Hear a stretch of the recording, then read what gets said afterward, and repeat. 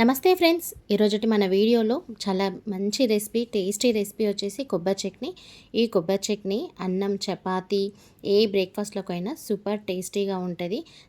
జనరల్గా మనకు ఫెస్టివల్స్ టైంలో కొబ్బరి ముక్కలు ఇలా బాగా మిగిలిపోతూ ఉంటాయి కదా. ఇట్లా వేస్ట్ చేయకుండా మంచి పోషకాలతోని మన ఇంట్లో వాళ్ళకు ఇలా కొబ్బరి చట్నీ చేసి పెట్టండి. అన్ని బ్రేక్ఫాస్ట్లలోకి సూపర్ టేస్టీగా ఉంటుంది. మరి ఈ ప్రాసెస్ ఏందో వీడియోలోకి వెళ్ళి చూసేద్దాం. ఇంకా కొబ్బరి చట్నీ కోసం నేను పచ్చి కొబ్బరి ఈ సైజుది తీసుకున్నాను. ఇట్లా అన్ని చిన్న ముక్కలుగా కట్ చేసి పెట్టుకున్నాను. ఇవి ఫస్ట్ మనం మంచిగా కడిగేసుకోవాలి. ఫస్ట్ ఇట్లా 2-3 సార్లు బాగా కడిగి నీట్గా తీసుకోండి. నేను ఇక్కడ వెనుకకున్న ఈ పొట్టు తీసేసుకోలేదు, మీరు అవసరమైతే తీసేసుకోవచ్చు. ఇంక ఇట్లనే కూడా చేసుకోవచ్చు. ఇప్పుడు కొబ్బరి చట్నీ కోసం స్టవ్ వెలిగించి ఒక ప్యాన్ పెట్టుకోండి. ప్యాన్ పెట్టుకొని దాంట్లోకి 1 పావు ఆయిల్ వేసుకోండి. ఆయిల్ బాగా వేడైన తర్వాత 1 టీ స్పూన్ మినపప్పు వేసుకోండి. 1 టీ స్పూన్ శనగపప్పు వేసి మంటను లో ఫ్లేమ్లో పెట్టుకొని మంచిగా అటు ఇటు అనుకుంటా దూరగా వేయించుకోండి.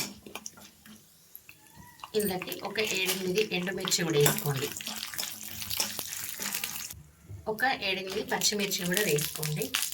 మీరు కావాలంటే మొత్తం పచ్చిమిర్చితో కూడా వేసుకోవచ్చు, మొత్తం ఎండుమిర్చితో కూడా వేసుకోవచ్చు. కాకపోతే ఈ రెండుతో కొంచెం ఫ్లేవర్ మంచిగా వస్తుంది, ఎండుమిర్చి ఫ్లేవర్, పచ్చిమిర్చి ఫ్లేవర్తో. ఇప్పుడు ఇందులోకి ఒక పావు టీ స్పూన్ జీలకర్ర వేసుకోండి. 1 టీ స్పూన్ ధనియాలు వేసుకోండి. ధనియాలు జీలకర్ర వేసి కూడా మంచిగా వేయించండి.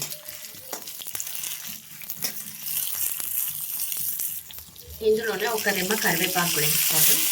మంచిగా ఫ్రై చేసుకోండి.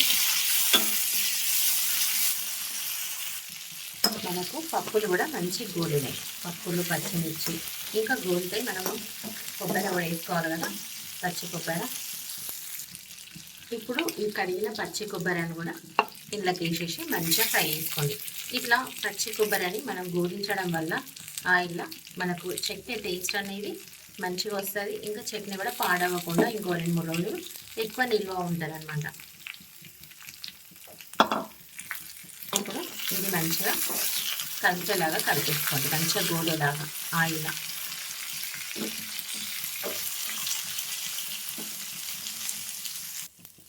ఇప్పుడు ఇవి మంచిగా గోలింది. ఇవి ఒక బౌల్లోకి వేసేసుకుందాం చల్లగా అయ్యేంత వరకు. ఇట్లా గోలాల మనకన్నీ కొబ్బరి ముక్కలు, పచ్చిమిర్చి, ఎండుమిర్చి, పప్పులు. ఇంకా పప్పులు కూడా పర్ఫెక్ట్గా గోలినాయి, మాడకుండా దూరగా గోలినాయి. ఇట్లుండాల దూరగా.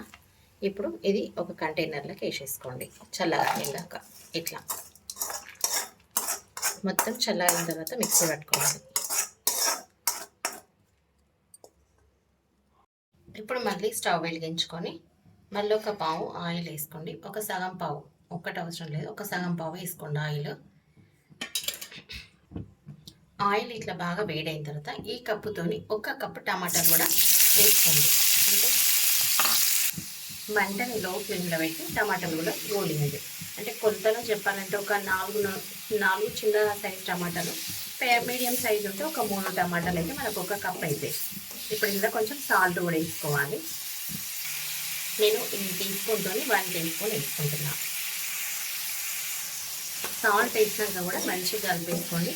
మంచిగా మెత్తగా ఉడకాలి. వాటర్ అనేది వినికిపోయి టమాటాలు అది దగ్గరకు వచ్చేదాకా మెత్తగా ఉడికించుకోండి.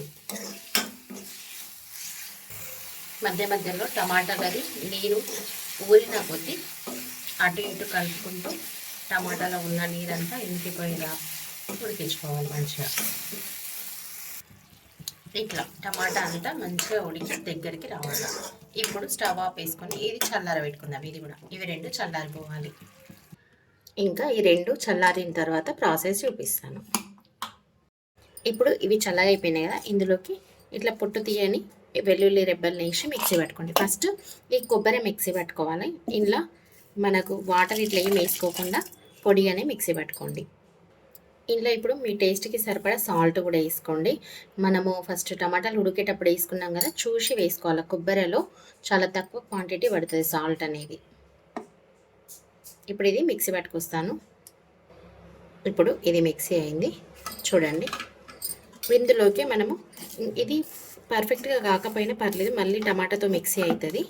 ఇందులోకి ఇప్పుడు మనము ఒక 4-5 చింతపండు రేకులు వేసుకోండి. ఈ టమాటాను కూడా ఇందులోకి వేసి మిక్సీ పట్టుకోండి. వాటర్ ఏమి యాడ్ చేసుకునే అవసరం లేదు. ఇఫ్ ఇన్ కేస్ ఒకవేళ మీకు వాటర్ యాడ్ చేసుకోవాలనిపిస్తే కొన్ని వాటర్ని వేడి చేసుకొని ఒక 2-3 స్పూన్స్ ఆఫ్ వాటర్ యాడ్ చేసుకోండి. ఎక్కువ యాడ్ చేస్తే తొందరగా పాడవుతుంది పచ్చడి అనేది. ఇప్పుడు ఇది మళ్ళీ మిక్సీ పట్టుకురావాలి. ఇప్పుడు మూత తీసి చూద్దాము. చూడండి చట్నీ అనేది ఎంత పర్ఫెక్ట్గా మిక్సీ అయిందో. ఇప్పుడు ఇది మనం పోపు పెట్టేసుకుందాం. ఇంకా వేరే కంటైనర్లకి ఇది వేసేసుకొని పోపు పెట్టేసుకోవాలి. ఇప్పుడు పోపు కోసం మళ్ళీ ప్యాన్ పెట్టుకోండి. 1.5 పావు ఆయిల్ వేసుకోండి. 1.5 వేసుకుంటున్నాను నేను. ఆయిల్ బాగా వేడైంది కదా, పావు టీ స్పూన్ ఆవాలు వేసుకోండి. ఒక పావు టీ స్పూన్ జీలకర్ర వేసుకోండి. 1 టీ స్పూన్ మినపప్పు వేసుకోండి. 1 టీ స్పూన్ శనగపప్పు. ఇప్పుడు ఒక 4-5 ఎండుమిర్చి, ఒక రెమ్మ కరివేపాకు వేసి బాగా కలిపేసుకోండి. ఒక హాఫ్ టీ స్పూన్ అంతా ఇంగువ వేసుకోండి. మంచి డైజెషన్ అవుతుంది ఇంగువ వల్ల, మనకు టేస్ట్ కూడా బాగుంటుంది. ఒక పావు టీ స్పూన్ పసుపు వేసి కలిపేసుకొని మనం ఇంకా ఈ కొబ్బరి చట్నీలోకి వేసేసుకోవడమే. పప్పులు కూడా మంచి గోల్డ్ని చూడండి, లైట్ గోల్డెన్ బ్రౌన్ కలర్ వచ్చిందాక గోల్డెన్ పప్పులు. ఇంకా మనము ఇది కొబ్బరి చట్నీలోకి వేసేసుకోవడం. ఇది సింపుల్. అన్నం, చపాతి, దోశ, ఏ బ్రేక్ఫాస్ట్లోకైనా బాగుంటుంది చట్నీ. అన్నిట్లలోకి బాగుండే చట్నీ రెడీ అయిపోయింది మనకి. ఇంకా దోశలకైతే ఇంకా సూపర్ ఉంటుందండి. రైస్లోకి కూడా బాగుంటుంది. రైస్లోకి ఇది మీరు వేసుకోవాలనుకుంటే దీనికి కాంబినేషన్గా ఇంకా పచ్చిపులుసు అయితే సూపర్ కాంబినేషన్. ఒకసారి మీరు చూసి ట్రై చేయండి. ఇంకా మన ఛానల్లో పచ్చిమిర్చితో పచ్చిపులుసు ఉంది, ఇంకా చూసి చేసేసుకోండి ఫ్రెండ్స్. ఇంకా ఇంతే సింపుల్. వీడియో నచ్చితే లైక్ చేయండి, ఫ్యామిలీ అండ్ ఫ్రెండ్స్కి షేర్ చేయండి. ఇలాంటి మరెన్నో మంచి మంచి రెసిపీస్ కోసం మన ఛానల్ని అయితే సబ్స్క్రైబ్ చేసుకోండి ఫ్రెండ్స్. సబ్స్క్రైబ్ చేసుకున్న వెంటనే బెల్ బటన్ ప్రెస్ చేసి ఆల్ అనే ఆప్షన్ని ప్రెస్ చేయండి. అప్పుడు మనం వీడియోస్ అప్లోడ్ చేసిన వెంటనే మీకు నోటిఫికేషన్ వచ్చేస్తుంది. Okay friends, thanks for watching my video.